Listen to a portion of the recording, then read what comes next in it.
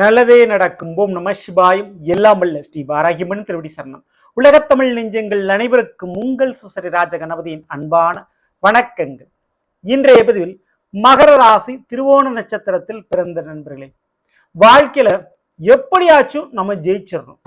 நம்மளை ஏளனமா பேசினவங்க முன்னாடி, நம்மளை நிராகரிச்சவங்க முன்னாடி, நம்மளை அவமானப்படுத்தினவங்க முன்னாடி நம்ம வாழ்ந்து காட்டிடணும், ஜெயிச்சு காட்டிடணும் அப்படின்ற ஒரு வைராகியத்தோடு ஓடிக்கொண்டிருக்கக்கூடிய உங்களுக்கு 2 வருடத்திற்கு இடையில் கிடைக்க போகும் முதல் வெற்றி, அது உங்களுடைய வாழ்க்கையில யாராலும் தடுக்க முடியாத ஒரு மாபெரும் வெற்றி அப்படின்னு சொல்லிக்கலாம்.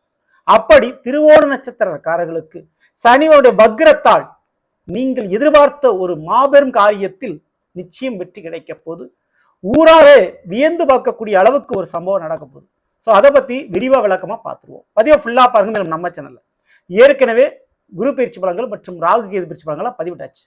பார்க்காதவங்க சேனலில் போய் பாருங்க, கண்டிப்பாக யூஸ்ஃபுல்லாக இருக்கும். மறக்காம நம்ம சேனலை சப்ஸ்கிரைப் பண்ணிட்டு கூட தர பெல்லைக்கான ப்ரெஸ் பண்ணிட்டு பக்கத்தில் ஒரு ஆல் என்ற ஆப்ஷன் தவறாமல் செலக்ட் பண்ணி வச்சுங்க. அப்படின்னா தான் நான் பதிவிடக்கூடிய அடுத்தடுத்த பதிவுகள் உங்களுக்கு உடனுக்குடன் நோட்டிஃபிகேஷனாக வந்து சேரும்.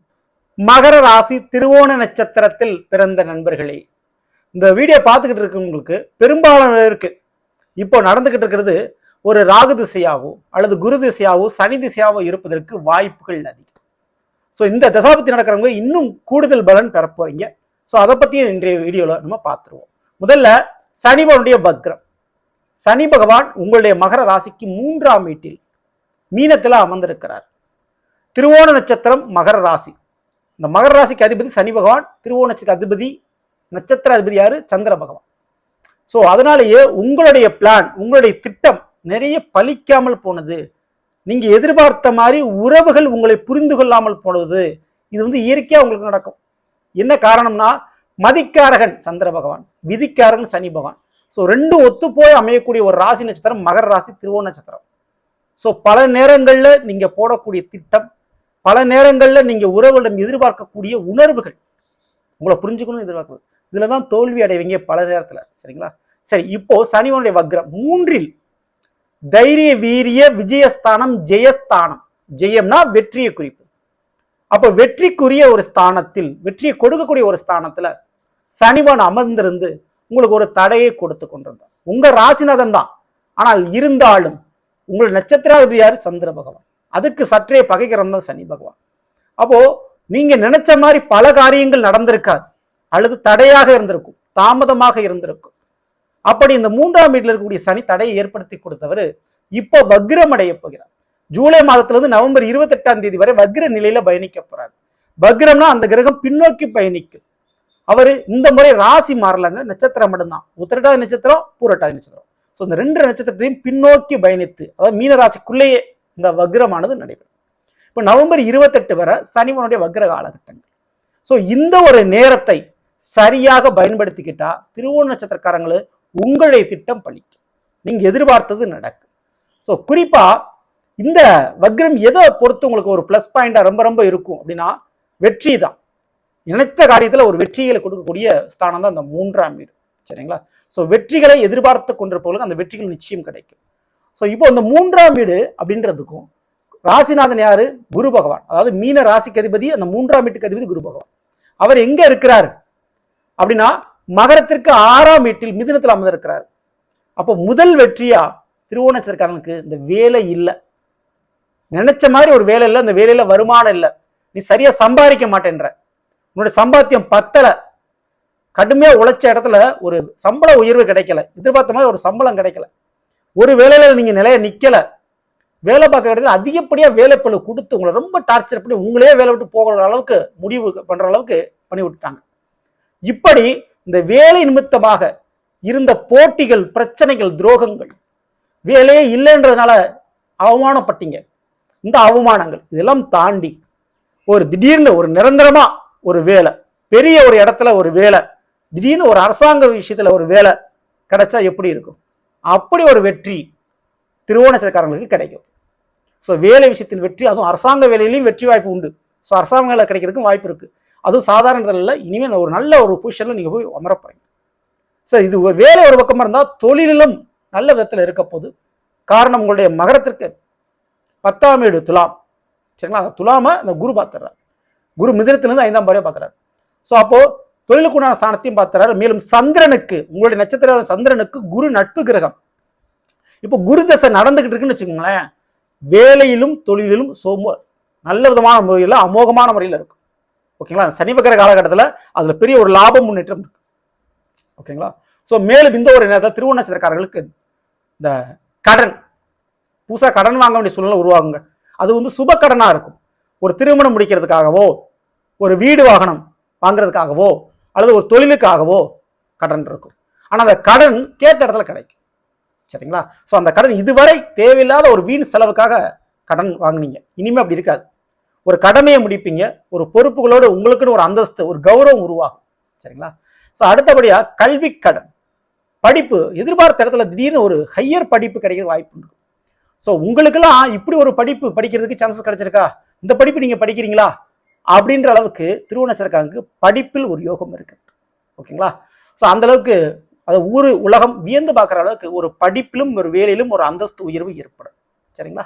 ஆசைப்பட்ட படிப்பை படிக்க போறீங்க.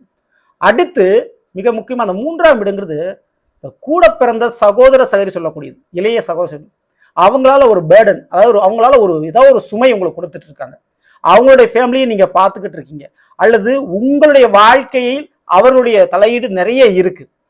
ஸோ அவர்கள் மூலமா உங்களுடைய வாழ்க்கையில ஒரு குறுக்கீடு, ஒரு பிரச்சனை ஏதோ ஒன்று இருக்கு அப்படின்னா அது இப்போ சரியாகும்.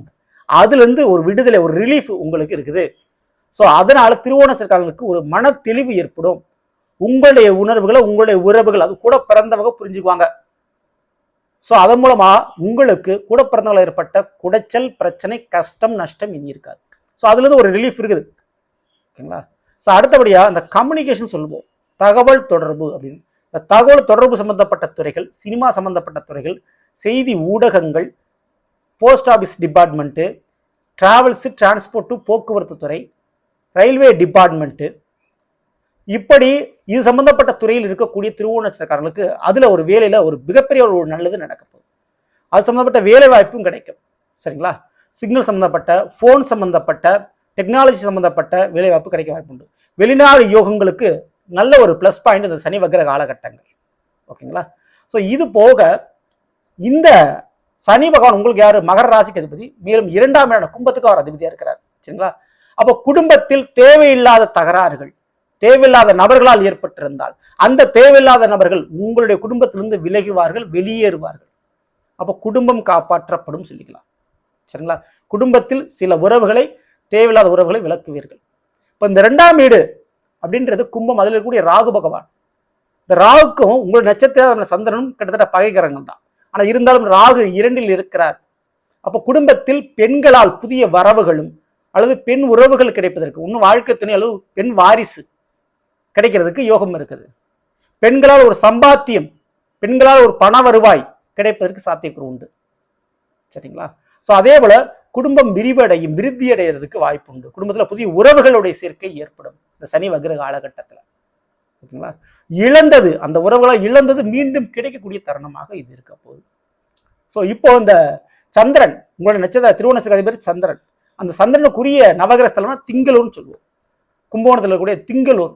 ஸோ திங்களூர் சென்று, அது வளர்பிறை சந்திரன், வளர்பிறை அன்னைக்கு அந்த திங்களூர் சென்று சந்திரபவனுடைய வழிபாடுகளை நீங்க செய்கின்றவர்கள் மிகப்பெரிய நல்லது நடக்கும். அதே போல பறவைகளுக்கு அரிசி தானம், நெல்மணி தானம், ஸோ நெல்லை உணவாக போடும்போது, அது திங்கக்கிழமை வியாழக்கிழமை செய்கின்ற பொழுது மகர ராசியில் பிறந்த உங்களுக்கு, திருவோணத்தில் பிறந்த உங்களுக்கு இருக்கக்கூடிய கடன் பிரச்சனை, ஏற்பட்ட அவமான பிரச்சனை, தன்மான பிரச்சனை அனைத்தும் சரியாகும்.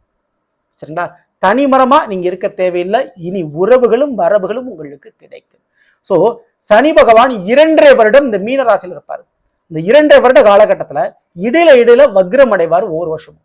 அப்படி இருக்கும்போது இந்த வருஷம் சனிப்பயிற்சி நடந்து இப்பதான் முதல் முறையா அவர் வக்ரம் அடைகிறார்.